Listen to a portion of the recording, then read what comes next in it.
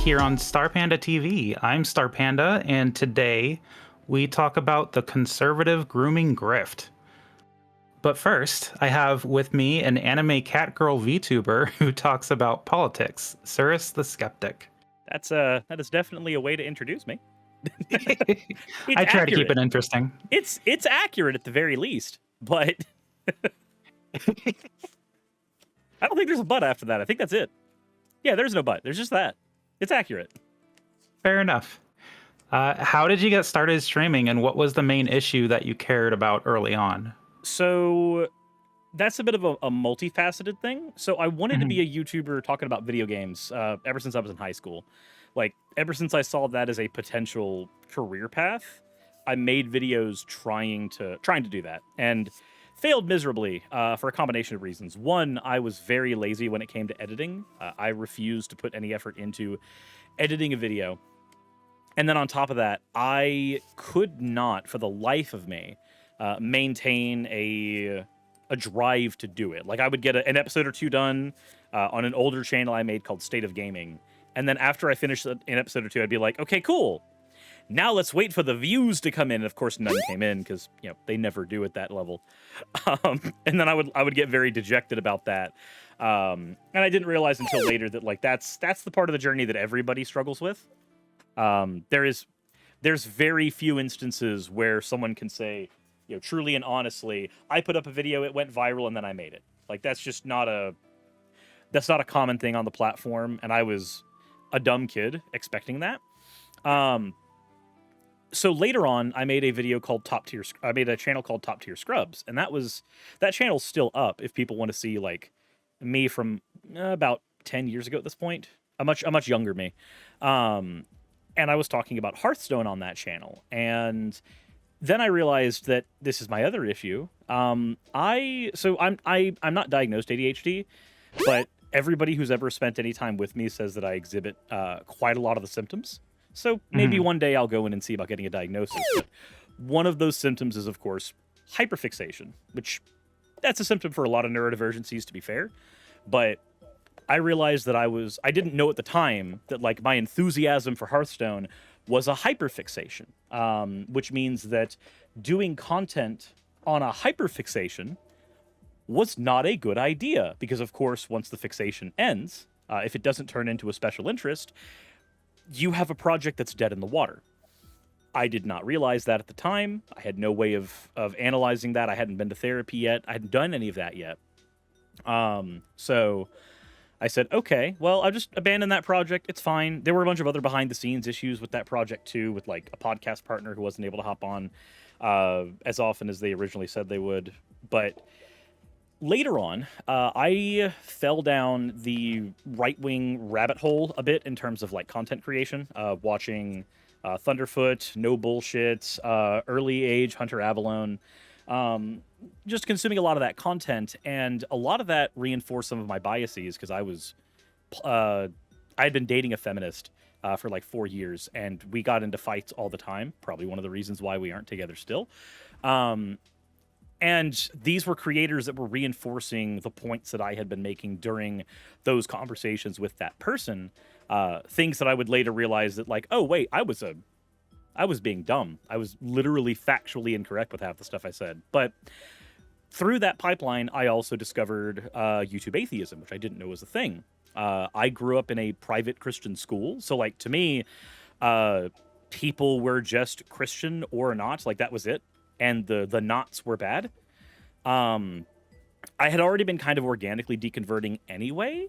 And so finding some earlier creators like GM Skeptic, Holy Kool-Aid, Godless Cranium, Vice Rhino, Apologia, like stumbling on a lot of those creators ended up putting me in a situation where I was like, okay, so I'm getting these reinforced feelings again, but why? How much of this is me parroting what other people are saying? How much of this is me looking for confirmation bias? How much of this is like me actually exploring versus me just sitting in the middle of comfort? And to explore that, I wanted to go ahead and make my own YouTube channel, see if I could make the content myself, see if I could make the arguments myself, and if I got into debates with people, see if I could actually figure out figure my own way through them instead of relying on the note that I took from a Matt Dillahunty video 5 weeks ago or something. And so I started out doing just YouTube again, and I took the avatar that I had made for the Top Tier Scrubs channel, that was me as Thrall from World of Warcraft, and used that as my avatar for the channel. So like the aesthetic for the avatar all comes from that. And I started doing videos, and the more, like, now we're going to compress 5 years of time down as much as I can. Started doing a lot of content, all edited content, and then the closer and closer I got to this looking like a thing I could do full time, I got fired from my job at Aldi for not being empathetic enough. That was the reason given on my firing. So then I went, okay, that's a fire under my ass. I need to go ahead and start going and treating this like a full-time thing. How do I do that? Well, if I work streaming into my content, that will help. Like, I'll do 2 edited videos and 3 streams a week. And that later turned into 2 edited videos and 5 streams. And then it turned into no edited videos and all streams. And then it turned into streaming all the time and then taking the portions of the stream that were as topical as an edited video that I would have made previously and just making that the video on the channel. And then that turned into, well, if I'm already doing this, I should probably be streaming on a different platform so that I have a safety net. Like, if YouTube hits me with demonetization one day, I'd still have Twitch. And if Twitch suspends me one day, I'd still have YouTube. So then I took that thing I was already doing and moved it over to Twitch. And I think that's as compressed as I can take that entire journey. Yeah, I feel like I'm actually gonna go the opposite way because I'm considering getting on not to YouTube, but Twitch and streaming while I do these.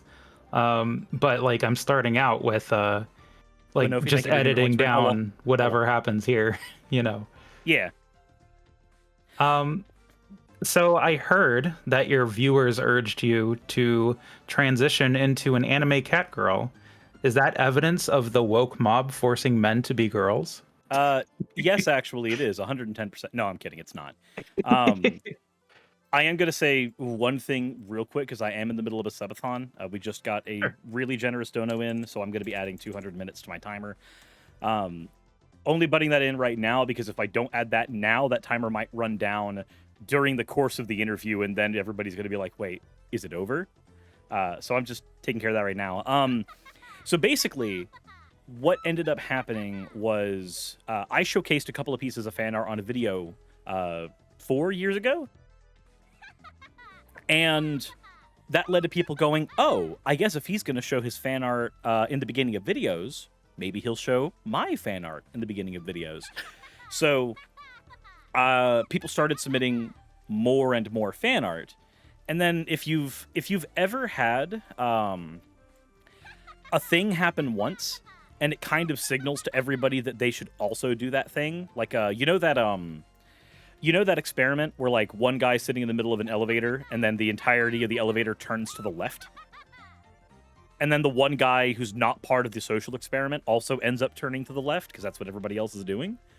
I have a feeling that kind of happened on the fan art front, because not with the making of fan art, because that's just a thing that happens sometimes with creators, but a piece was made by a user named Chachinus. And I don't know Chachinus' gender. This is before we had like any infrastructure for the Discord server. It just kind of existed because I figured it needed to. And Chachinus made this piece of fan art of my character as a girl. And the unique thing about it was this was like a heavily detailed, like hyper rendered. This is something that I would pay like $100 for, not even with a commercial license, if I were buying it now as part of like stuff I would put on my channel. It was really, really high quality. And I showed that in a video, and I guess because that fan art was so well made, it was so high quality, people started taking that fan art as inspiration to make more. And not just more fan art of my character, but specifically gender-bent fan art of my character. After a while, it just became the norm where, like, 10% of the fan art was gender bent, then 20% of the fan art was gender bent, then 30, then 40, up until the point where it was almost a half and half split. And then the cat ears got added on. Another person named Jack the Vulture, who is somebody I have since commissioned. But Jack the Vulture took the fan art from Chichinas, that idea, and started Nekoizing it. Put tail on it, put catgirl ears on it. And it was another one of those, like, this piece is really good. I asked Jack the Vulture, hey, can I use this in thumbnails every now and again for the channel? Can I work this into the channel at some point? He said yes. And so we started doing that. And I guess that just kind of reinforced that, oh, that's the direction the channel's going. At the time, I had moved away from using my cartoon avatar to just using my face all the time, which I was already doing on streams anyway. I would do, like, edited videos, get the avatar, streams, get the face. I had moved, for the avatar videos, I had been using an animated one where I would have to put, like, everything into Adobe Lip Sync and have it generate lip sync for the character. But I abandoned that because that just took way too long. Like, that made every video a 9-hour editing session. And this had become my full-time job at this point. I couldn't do releasing a video every day with 9 hours editing alone for every video, not counting the time it took to record the video, not counting the time it took to research. So we moved into the live format, but people said that they missed the avatar videos. So I said, okay, I can get you the avatar videos back, but it's not going to be what you wanted. So I went on to Fiverr because I didn't know how to commission this before. I had a lot of artists in my community, but I didn't know which of them knew how to make VTuber models. That wasn't a thing I knew. I didn't even know how the dang things worked. So I go on to Fiverr, and I find a person who was reasonably priced at the time. I've since got them to raise their prices, thankfully. But named Remixin. And contacted Remixin and said, hey, can you do a waist-up budget avatar of my character?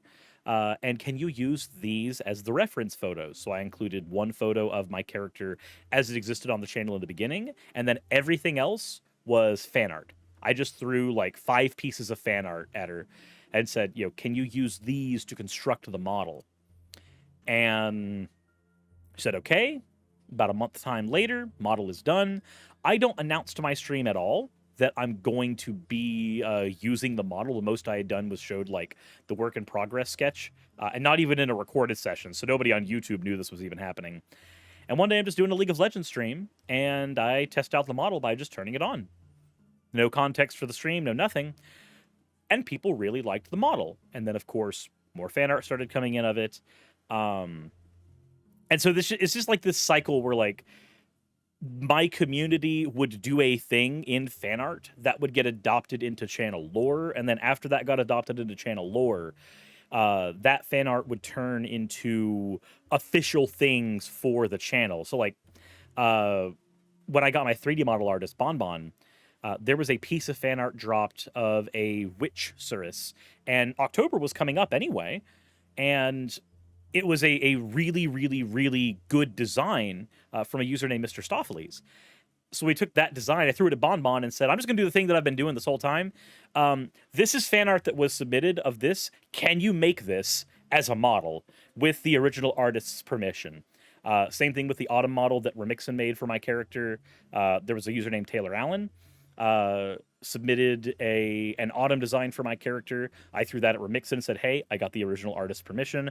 How much do I have to pay you for you to turn this into a working, breathing model for me to use? And that's kind of been a running theme a lot. People will submit outfits that look really, really good. And if I've got the money, I'm just like, hey, this is an excuse to give my artist more money. I'm going to do that right now. So that's the reason, in short, that the channel ended up going into having the Hat Girl avatar thing. Bonus points, having the avatar actually made me discover something about my gender, and that was that I was gender apathetic.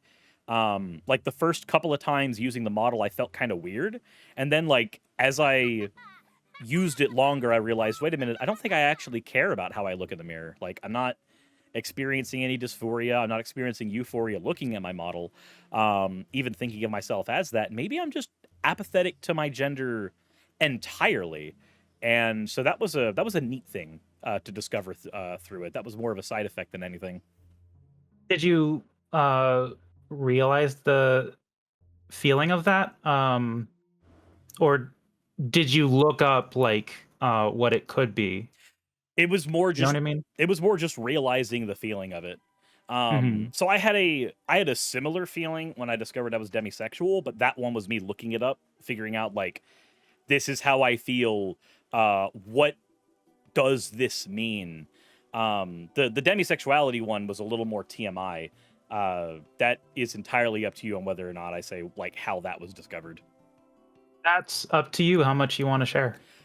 Basically, early with my last not my last relationship because I'm polyamorous, so that term is a weird one to use. So my last polycule, before it was a polycule, me and my partner at the time, we went to a swingers party.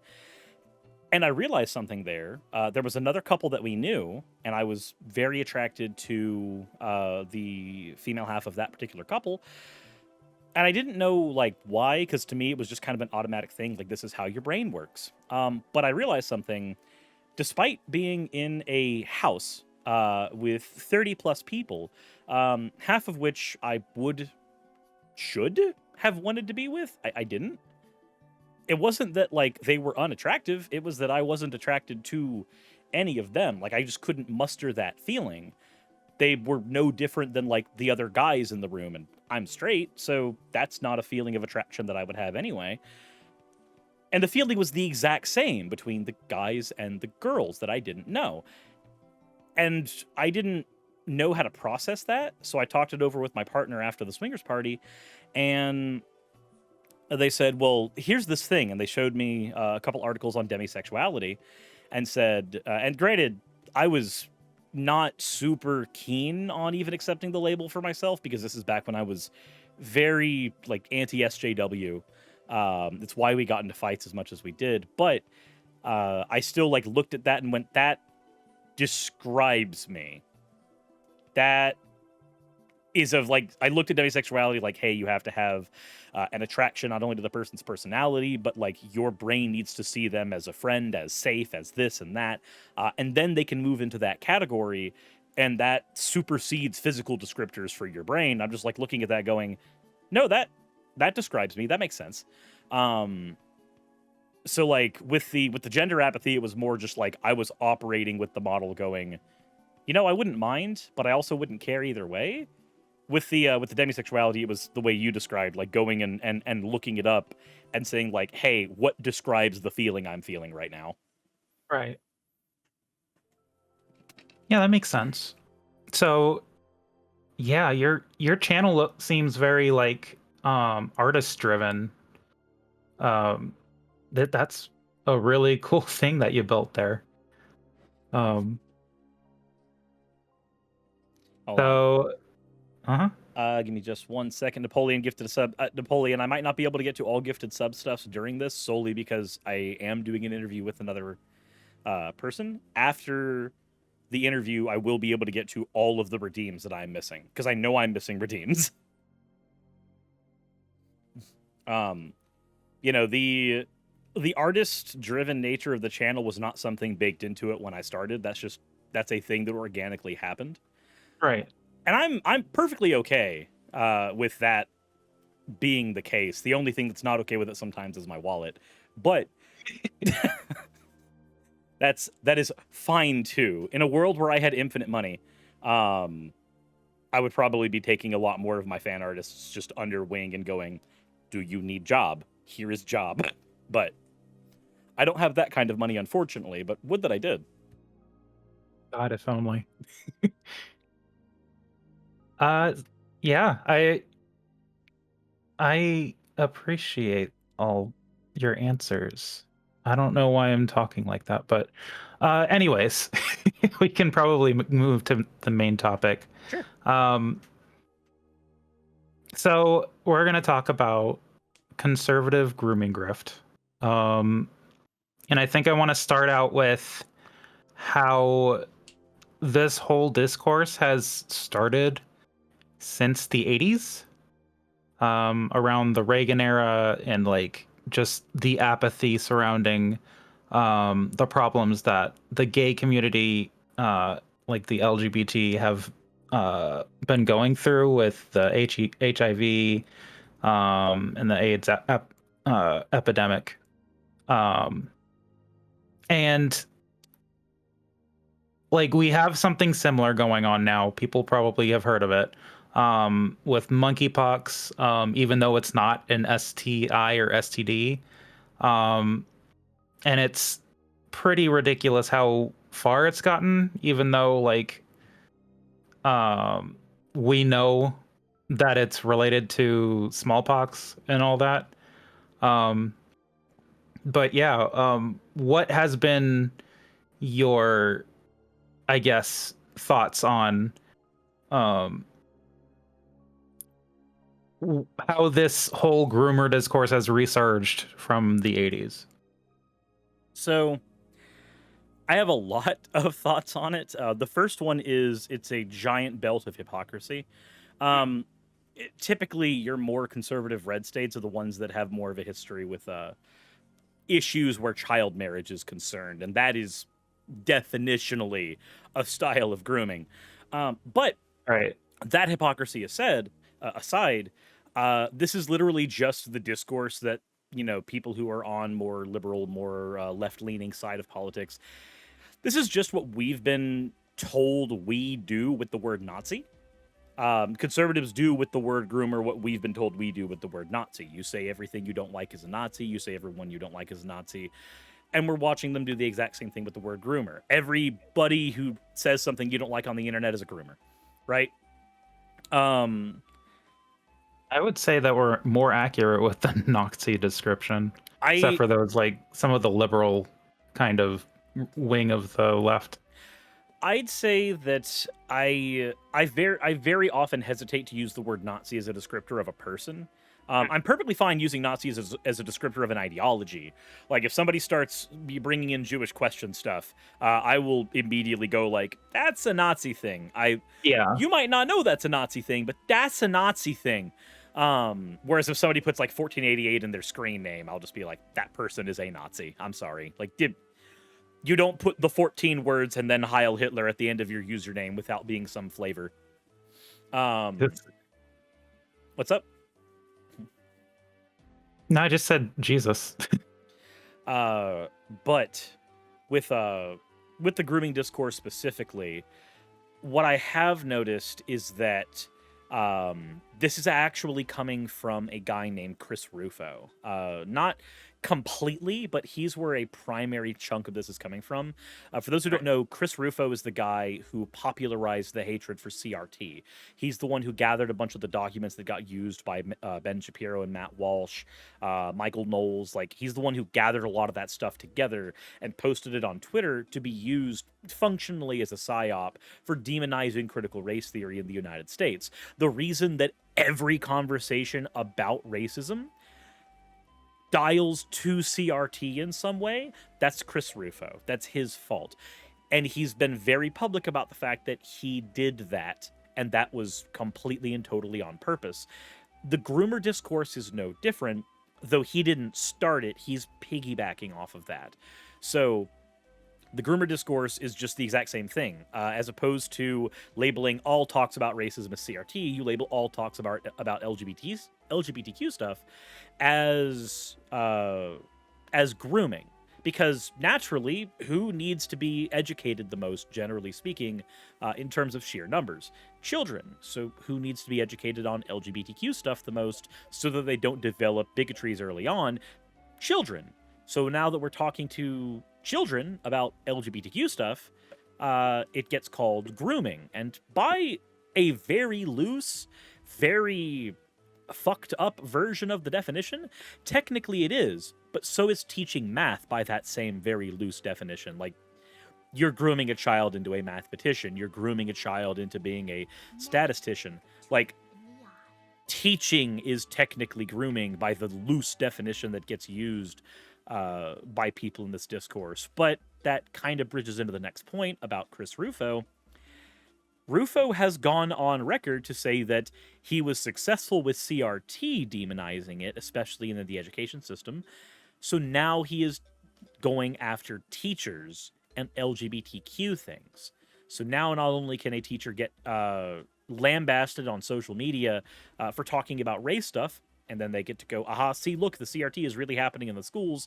Now when a teacher is talking about LGBTQ stuff, even if it's just a teacher goes, yes, I have a wife, and she happens to present female, like even if it's something like that, people will go, well, that's none of the kids' damn business, and it was none of your damn business to tell them, despite the fact that that would be considered perfectly fucking normal for a guy to say he has a wife at home. Like that's completely normal and accepted within teaching spaces.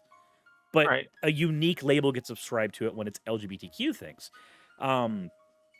I've had, I have conservative friends of mine, and a conversation that I had, not so much about like the groomer stuff, but about normalization of LGBTQ things where kids are concerned. When I've had the conversation that has gone, they go, here's my position. I don't think you should show like a gay kiss to kids too young. They don't need to see that. And then I go, well, what about Snow White? What about cis kisses? What about, guys and girls who are kissing? And bear in mind, I'm functionally a cis white guy who's straight saying this. I'm not in that group advocating for myself. I'm like literally going, no, no, no, no, no. I am you, and this is how I see this. If there's no difference between a guy and a girl kissing, if there's no problem with that, if you can show that to a kid at 6 or 7, both out in the open and also just like in cartoons, what's the problem with a guy and a guy, or a girl and a girl, or, God forbid, two people who are super androgynous and there's no way to tell? Like, like the writers go, I'm going to write an NB without calling it an NB, and we're going to call the show Steven Universe. So, like, I try to explain, I'm like, look, if we can show this one way, why can't we show it another? And that's usually where you get a bunch of haywire, right? It doesn't really go much further than that in the conversation, because you'll usually hear like, it's different. Well, how is it different? Well, they can breed. Oh, so we're talking about, the birds and the bees to kids at 6 years old now? No. Okay, then why does the breeding matter?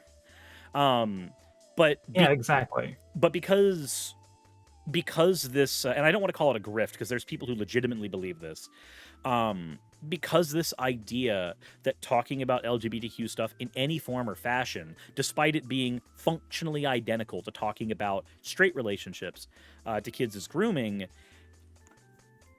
we're going to see people losing their jobs over this, especially in teaching areas. That's a thing Chris Rufo's trying to make happen anyway, and he was successful with CRT, so there's no reason to believe he won't be successful here.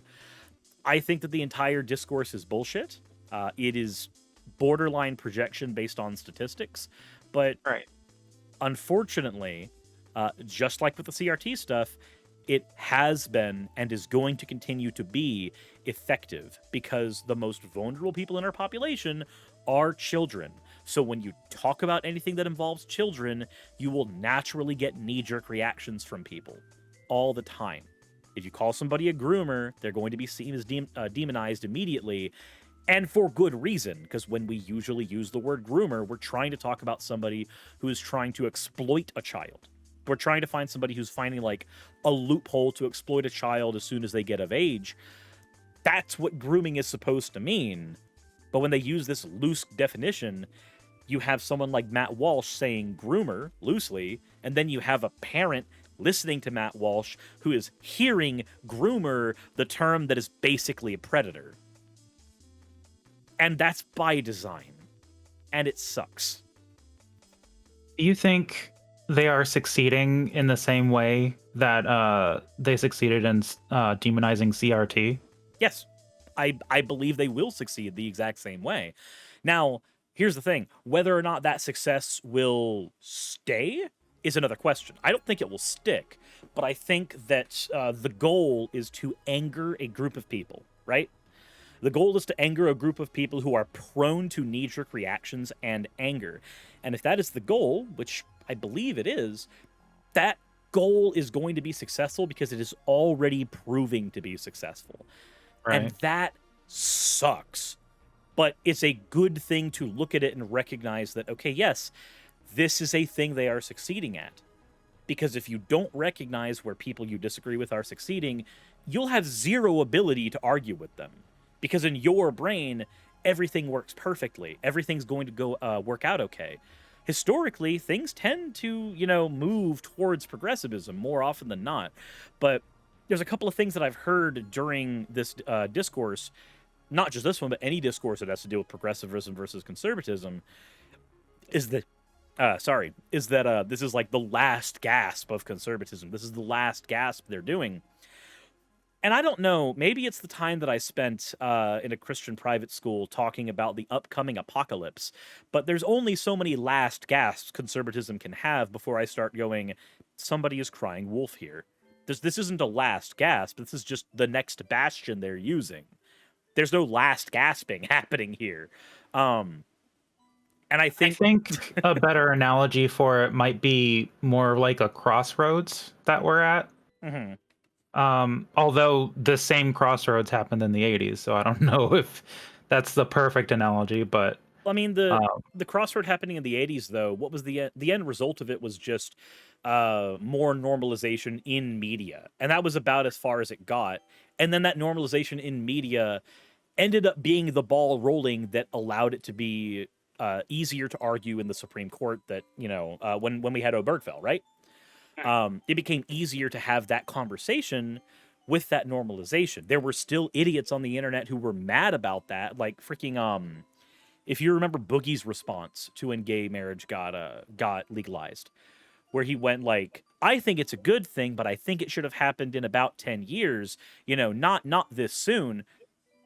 And you hear that, you just go, when the hell is soon enough, when people have been having to use adoption agencies to legally bind themselves together so that they can gain the same benefits that a married couple would. Like how is it not soon enough now when people are already resorting to this now? How is soon enough not 30 years ago? But so what happened in the 80s with that entire thing, like we started seeing like only, what was it, 5? No, 3. Only about 3 years ago did California lower the penalties on transmitting HIV to be, it went from like a felony to a misdemeanor. And a lot of people got angry about that, but that's a direct that is a direct result of Reagan era policies that led to that felony charge in the first place. And the reason that it was a good thing that ended up dialing back was people literally just weren't getting themselves tested in California. Because if you got tested and then knew you had HIV and then spread it, you were now liable for a felony. But if you never knew, you never could be held accountable for it because you had plausible deniability. So the fact that just recently, like within the last 3 years, was a policy change so that people would, it would be more normalized to get tested for STDs, STIs, because you didn't have a criminal offense ahead of you if something fucked up. I think that much like with that, we're going to see this grooming nonsense lead to a bunch of really restrictive policies in the now, and then we're going to watch a snowball effect of things getting things getting better about 30 years from now. And I hate that that's the case because I don't want it to be the case. But there's a handful of differences between then and now that have to be considered. For one, we're in the age of the internet. We don't just have the politicians and pundits on screen normalizing what our media and overton window are. We have randos on the internet, on forums, on chan boards, on Discord servers, and then pundit does not just mean person who goes on CNN and talks about the politics that have happened recently. Pundit now just means a person who turns on their TikTok one day and bitches about liberals. Like, that's still a pundit now. And that's a person who will get views. So our environment is so different. It's so much easier now to radicalize people through media, and more people can do it. that there's no way I don't see this being a problem or as successful as the anti-HIV stuff that the Reagan administration tried to do that fucked over people for so long. We've got a much more hotbed environment now, but because we've got that environment on both sides, maybe the time frame for getting things fixed will be shorter. I hope. We had a wave of anti-SJW stuff, and then we had a wave of progressive stuff, after 2017, and now I think the pendulum's moving to where there's another wave of anti-SJW stuff that's coming. Maybe that's going to affect things. Who knows? There's no way to tell the future. But I do think that it is going to be a little bit like the Reagan-era policies that led to shit like what's in California, because we're already seeing those conversations happening with politicians like Ted Cruz and Marjorie Taylor Greene right now. Right. Yeah. Yeah, like with the what was it? The Texas GOP platform. That whole shitstorm is a very good like marker of where they're trying to take it. Like the Texas GOP platform literally started making it, abundantly clear that the log cabin party within them was no longer welcome to do anything for like the longest time. If you're familiar with like the Republican log cabin people, like that was the gay advocacy from within the Republican Party, and so many of their leaders ended up just up and quitting because they were so thoroughly disenfranchised by their own party. There was nothing left for them, and this creates a compounding problem, because as you get people who have Republican economic policies, which disproportionately hurt people in minority groups by and large anyway, when you have people who advocate for that all the time, they get thoroughly disenfranchised from the Republican Party.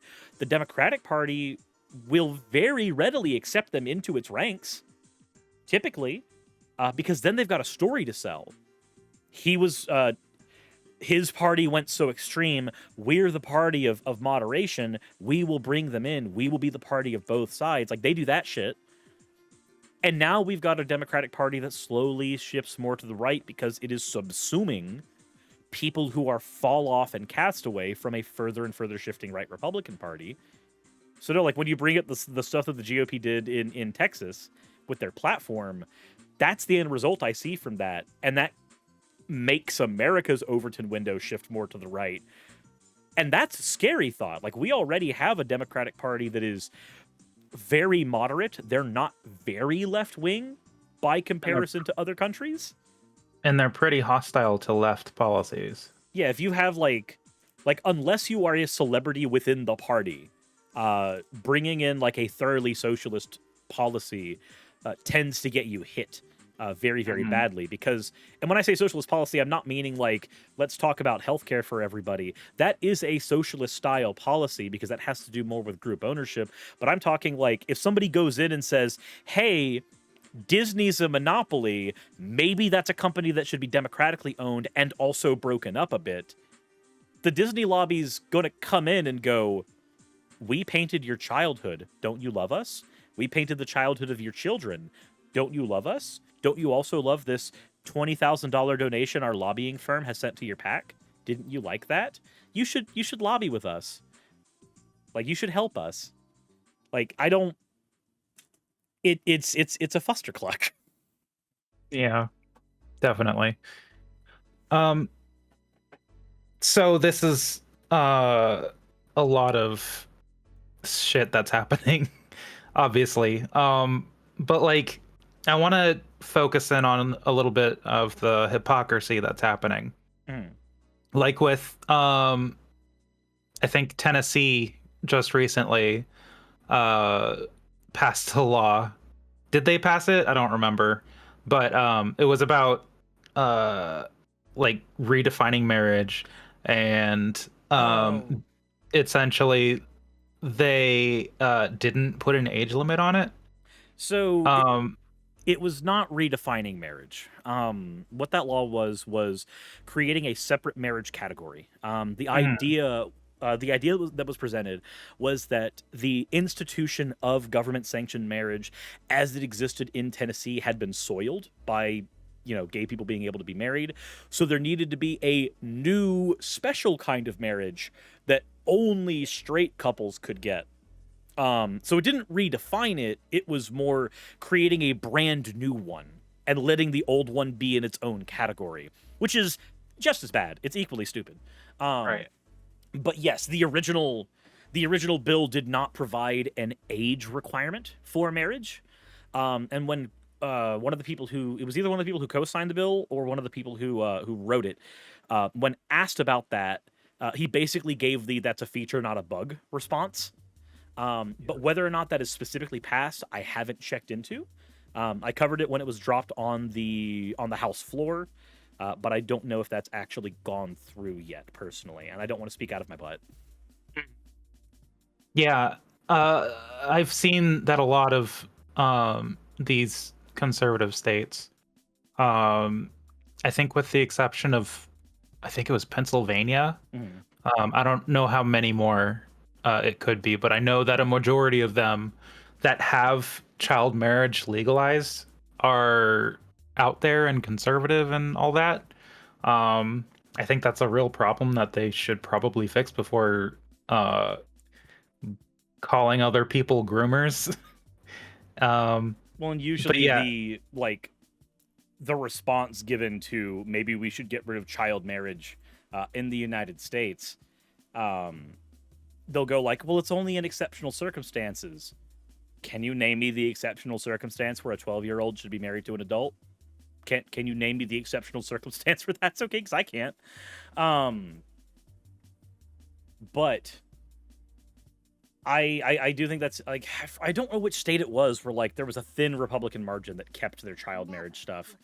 Um, and I don't want to like throw a state out because I could just go like it's Alabama and then people would believe me and then one person would fact check me and realize that I talked out of my butt.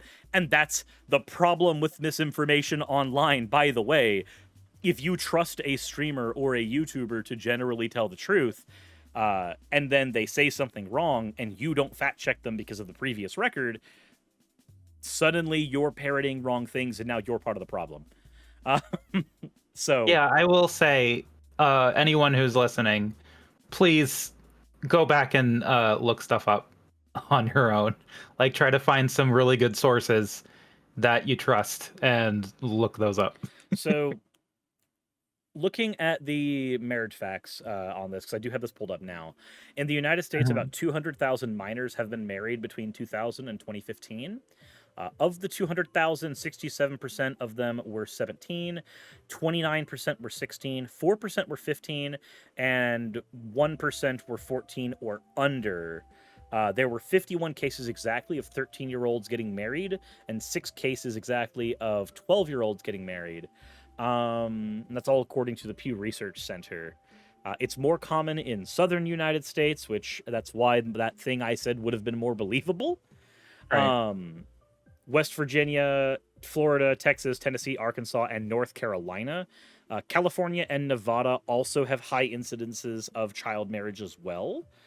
In 2010, Idaho had a case of a 65-year-old man marrying a 17-year-old girl. In Alabama, there was a case of a 74-year-old man marrying a 14-year-old girl. Oh God. And in Tennessee, 3 10-year-old girls married men ages 24, 25, and 37, respectfully. The youngest boy to marry was an 11-year-old who married a 27-year-old woman in Tennessee. So this is a Ooh. problem that goes both ways. California has no minimum age when all exemptions are taken into account. It has a population of 39 million people, so that's a lot. Idaho has no minimum wage when its exceptions are taken into account. The exceptions Minimum for age. no minimum age, yeah, no minimum age. There's all of these say when all exemptions are taken into account, and bear in mind there's a lot of exemptions that vary state by state. But like Rhode Island allows for it, Oklahoma does, New Mexico does, Mississippi, Michigan, Massachusetts, Washington, West Virginia, and Wyoming seem to be the ones that do not have a minimum age of marriage, though there are criterion you have to meet, like parental consent and stuff like that. Not that that makes it okay. It doesn't. But I don't even think parents should weigh in on that. I don't think marrying your kids away is a good thing. look, I may be a I may be a huge fan of Ranma One Half, but it does not mean that I think Ranma Saotome's situation should be emulated by other people. Have you ever watched that show? I haven't. I should though. So the general premise is that his dad, Gendo Saotome, um, is a bit of a we'll call him a used car salesman martial artist. Oh. Um, he's very, very good at bullshitting you, but he's also very good at fighting. That's like, those are his two big things. And a thing that he would do to pay for the family's expenses going forward is he would agree with other adults that his son, Ranma Saotome, would be married off to their young daughter when they come of age. He would promise marriage. The problem is, he kept doing it to multiple different people and kept forgetting like who all he had married his son off to when he was a minor. Um, so by the time Ranma's about 16, all of these people start seeking him out, and they are all increasing levels of violent. But all of them start seeking him out, going, okay, question. We're supposed to be married. What are you doing with this person over here? And the conversation always has to be like, well, I'm betrothed to them too. And that one over there. And that one over there. And that one over there. My dad basically sold me to a bunch of people, and I don't know how to feel about it. Yeah, that definitely sounds like an interesting anime that I should probably watch at some point. Sarah Chikorita said with Shampoo, Shampoo was an accident. Shampoo was, Ranma has the ability to turn between guy and girl. Ranma fights Shampoo as a girl because he does something that dishonors her, and it's in the middle of an Amazonist village, so like they have to fight. It's the rules, and they fight. And the rule is that like if Shampoo is beaten by another woman, she has to hunt them down and kill them to get to get herself back into her village. Otherwise, she's exiled for life.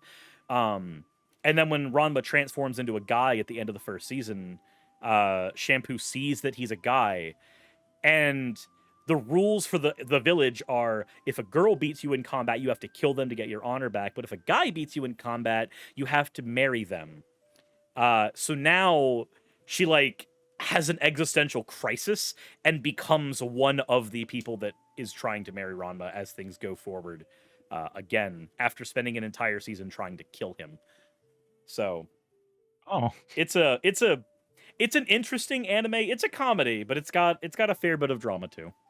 It's fun. Gotcha.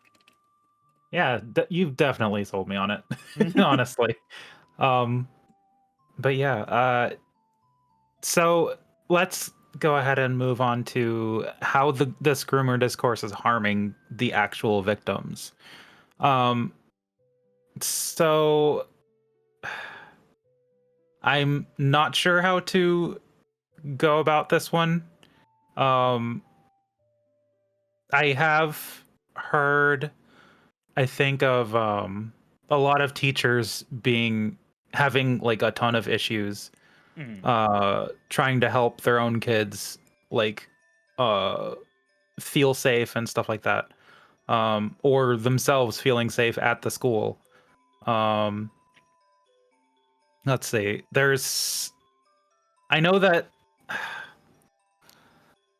there was that one I think 10-year-old who had gotten pregnant and got an abortion, had to go across state lines for it. Yeah, and the only reason it became an issue of how she got pregnant was when they were trying to get like a reason to be against the abortion or something, or like So like with that situation, Fox News didn't start reporting onto it until they were able to call the rapist an immigrant. And that kind of struck me as weird. And like, it wasn't bad enough that he was a child rapist. You couldn't make like any news articles on this that were substantial up until the point where you could talk about his immigrancy status. What the heck? The dude did get...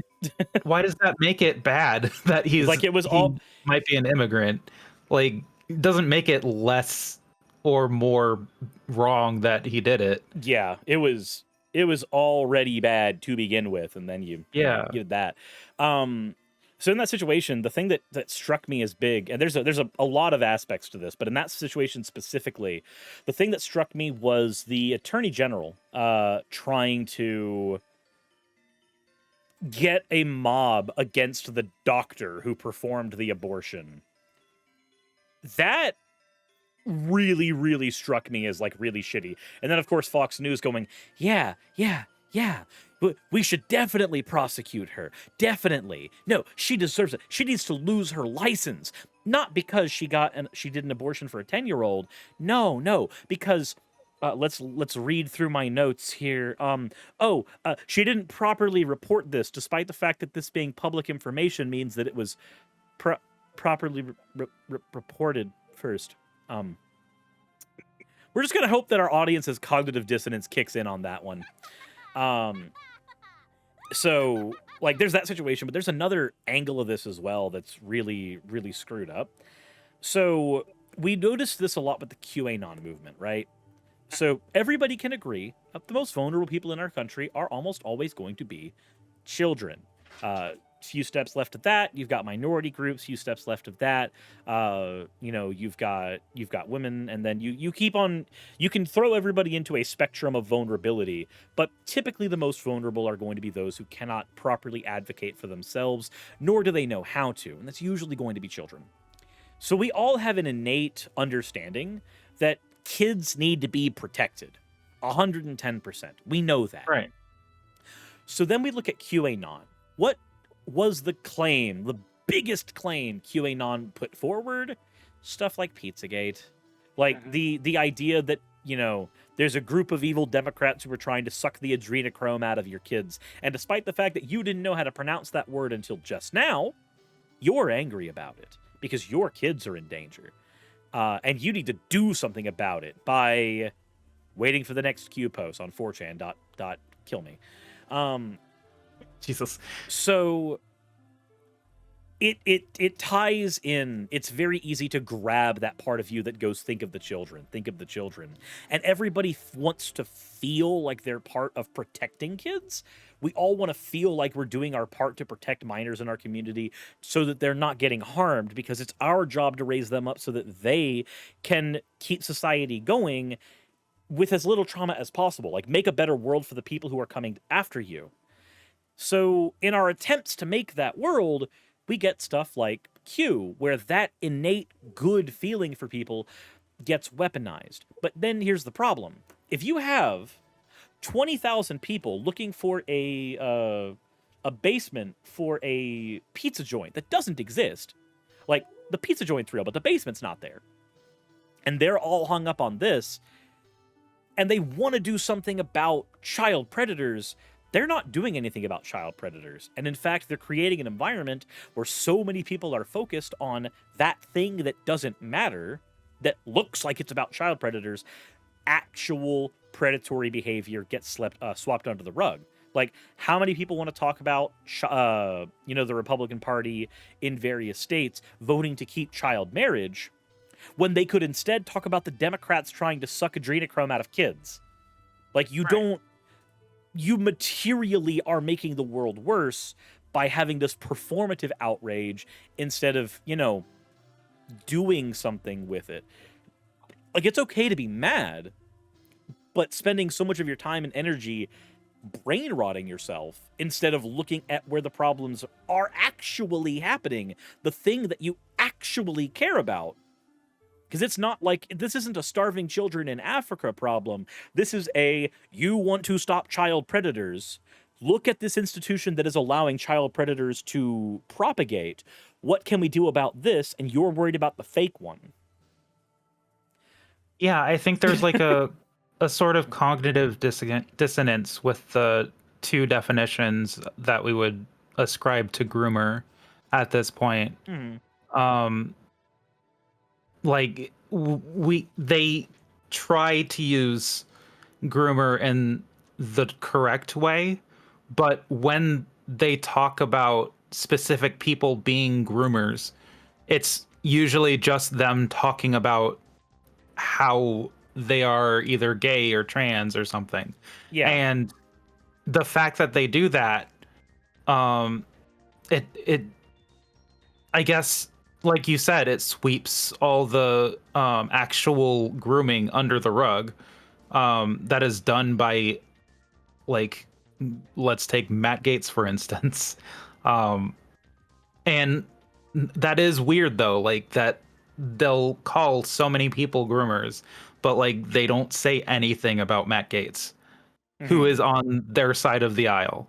Or they'll have It, like you'll have Marjorie Taylor Greene bringing Milo Yiannopoulos right. into her fold because he's an ex-gay, he likes conversion therapy, he's been canceled on the internet and that makes him really marketable. And then you talk about his views on, uh things having to do with child predator stuff, and you find this whole wealth of stuff about Milo and his views on that, and it's really creepy. But then you don't end up bringing that up much because now you've got, well, what about him being canceled on the internet? Don't we need him for our movement? Let's just ignore the child predator stuff. Let's ignore his opinions on that so that we can continue keeping him here for our movement. Right. And that's more than a little gross to me. But it's also like when you brought up Matt Gates, it's a thing that we see a lot.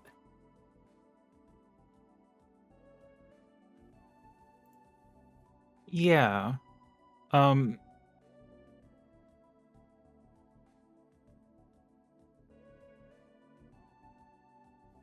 Brain.exe has stopped working. yeah. I just brain farted. But um so I had something in my head and it just left.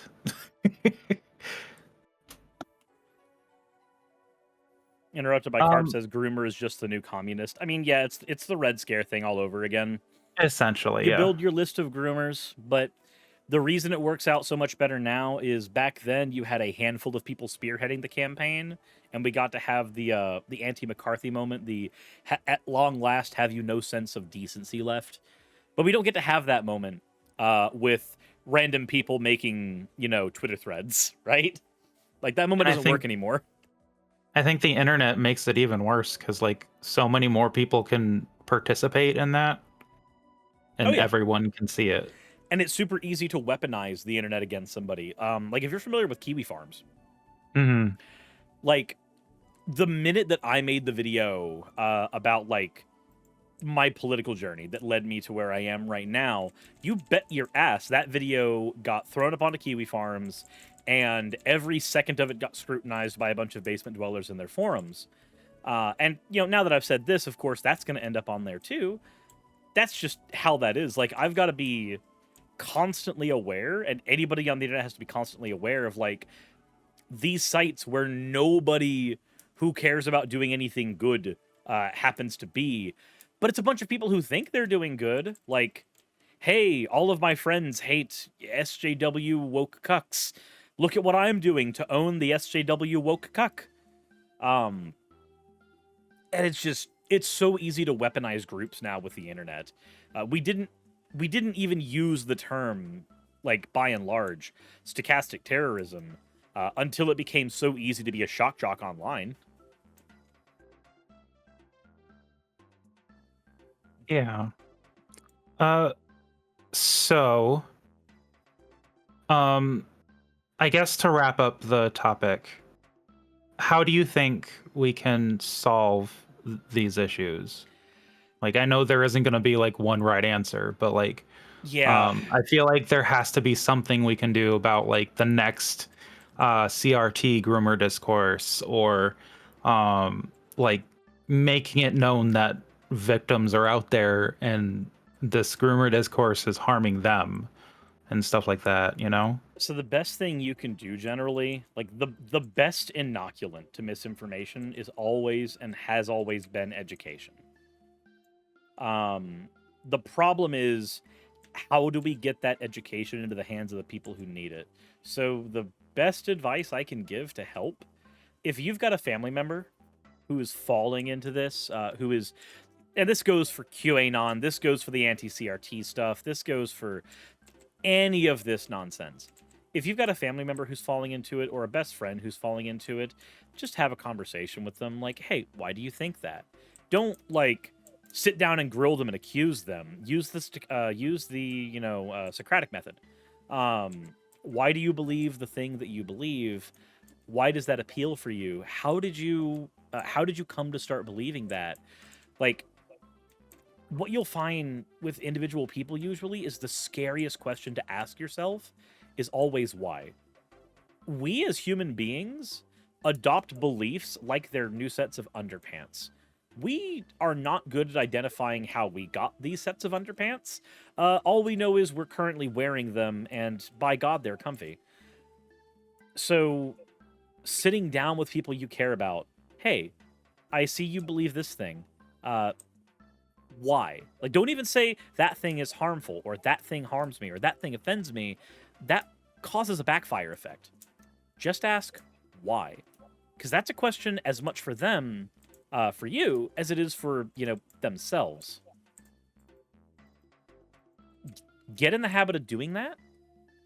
You don't have to make, like, a grand narrative on Facebook or on Twitter. This is a thing that can be done best at individual levels. Because with the way online communities work, people get very insular very quickly. And it's how algorithms work. This is why we have, when you go on Twitter, there's Sonic the Hedgehog Twitter, there's anime Twitter, there's trans Twitter, there's black Twitter. There's, like, the reason all that exists is YouTube and Twitter and multiple different social media organizations, their algorithms are built to keep you engaged. So if you care about Sonic stuff, or if you care about issues in the black community, or you care about issues in the trans community, you are more likely to see that stuff online, for better or worse, because that's how our computer algorithms work. Right. But if the things you're engaging with are more likely to be, confrontational, you're more likely to get into fights with people, the algorithm sees that and it says, oh, you want to do this more. Because it doesn't see that you're fighting, it just sees that you're engaging. The algorithms are going to keep you engaging with people for as long as they can, which means a combination of directing you to a group of people who share your beliefs, and then directing you to people who don't have your beliefs, because you'll interact with the people who share your beliefs a lot, and you'll interact with the people who hate you a lot, but you're not going to be interacting with knitting Twitter anymore. You're not going to be interacting with, cooking Twitter anymore. Same with YouTube, Facebook to another degree. Like, all of these areas, they have a tendency to put us in bubbles, because when we are in bubbles, it's very easy to make us engage more. Because of that tendency, you can't do any broad sweeping things to fix a person's faulty ideology, because an algorithm has already put them in a bubble where if they see it, it's going to be surrounded by a bunch of people who disagree with it and are going to have a bunch of short, quippy, and wrong reasons to disallow what you're saying. But if you sit down with someone you care about on an individual level, hey, Mom, I see that you really like Donald Trump. Can you tell me what you like about him? Like, why is it that you like him? I'm curious. I want to know more. That's going to get somebody just as engaged as any algorithm would, because now you're asking them about themselves. You're asking them about something they care about. And you might find that if they can't give a good reason, that's your opportunity to give pushback. And I know that sounds really defeating, because this is a problem of algorithms. This is a problem of multitudes of people. This is a problem of groups. But at the end of the day, groups are made of individuals. If you sit down and you can get a handful of people to stop being harmful, that still, like, from a purely utilitarian point of view, that has still improved the world to a degree. And if we've got a lot of people doing that, then we've got the world getting better at a much faster rate. It's gonna take a long time. There's no way to avoid that reality. But it's the most we can do. Talk to people you care about. Don't let them get alienated and isolated online. Don't let them fall into these rabbit holes. as best you can. But also, just as a note, recognize when you can't change their mind anymore. Recognize Yeah, when definitely. recognize when you've gone past that point of no return, because at that point it's a matter of your own mental health. Don't push yourself further than what you can feasibly do if pushing yourself further is just going to cause you mental or physical harm. There are situations where having these conversations can be incredibly dangerous. It's a good idea to start getting familiarized with when those situations arise. Mhm. Yeah. Uh, I definitely have been doing something like that with basically like being trans and all that. Mhm. Um, I try to like ask people why they feel a certain way, especially if I'm like in person. Um, and it does spark a bit of a better conversation than if we were just accusing each other of whatever the other would accuse each other of. Yeah, like Um, it's better to have a conversation with somebody than go, "You're a fascist." Well, you're a groomer. Well, now we're at an impasse. yeah, Like, where do we go from here except depression? I will definitely say it's not for everybody. And please, absolutely stay safe. If you don't feel comfortable doing that, don't. You know, because like the last thing we need is someone uh who went a little too far, uh like hurting other people, you know. Yeah, I had a friend who I was doing this with for the longest time, trying to get them to, give up some of their worst beliefs. And it was working to a point. Like they started, saying, "Hey, I'm starting to feel like, when I'm watching Ben Shapiro, he's just an asshole. Like I'm not seeing anything productive there anymore. I'm just seeing a guy who wants to hurt people." And when I hear stuff like that, I'm like, "Yay, that's progress. You're getting better. You're breaking out of that social media bubble." But then, later on we had a falling out where he said that he was better than me and Raz because Raz being my partner, Raz had a hysterectomy. Raz could not bear children anymore.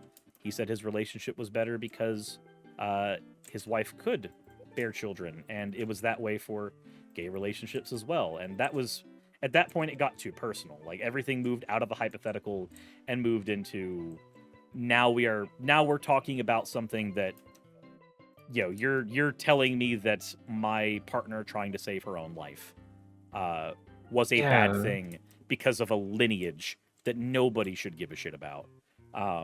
Like once you've moved into that super personal attack territory, maybe it's a good idea to abandon just for your own mental health. It's not always a physical threat. Sometimes it's just you've only got so many spoons in your day and you can't spend them getting yourself hurt. So Yeah. be careful as you do anything like this online or in person. I think especially in person because they're like right there. Yeah. But in person sometimes is also the best place to have these conversations. Like when you're, Fortnite fucker 69 on the internet with an anime PFP on Twitter, you're not a person to somebody anymore.